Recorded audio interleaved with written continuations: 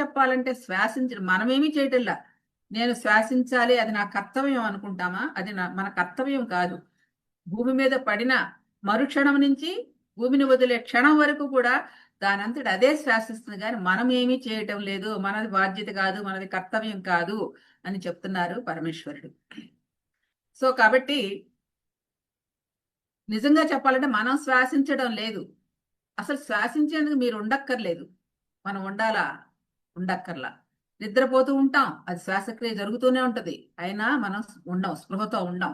నిద్రపోయినప్పుడు శ్వాస ఆగుతుందా? మనం నిద్రపోయాం కదని కాసేపు శ్వాస కూడా నిద్రపోతుందా? ఉండదు. దానిపైన అది చేసుకుంటూనే ఉంటుంది. ఆ శ్వాసక్రియ సాగుతూనే ఉంటుంది. అలాగే మీరు ఇంద్రియాలని స్తంభించి కోమా స్థితిలో ఉన్నా కూడా, ఒక్కొక్కళ్ళు కోమా స్థితిలో కొన్ని సంవత్సరాల పాటు ఉంటారు. కానీ ఆ కోమా స్థితిలో ఉన్న ఇంద్రియాలని స్తంభించి ఉండవచ్చు కాక, కానీ శ్వాస మాత్రం నిరంతరం జరుగుతుంది ఆ కోమా స్థితిలో కూడా. అంటే అక్కడ ఏం అర్థమవుతుంది? మన ప్రమేయము లేదు శ్వాసించటానికి. అది సహజ సిద్ధంగా జరుగుతుంది.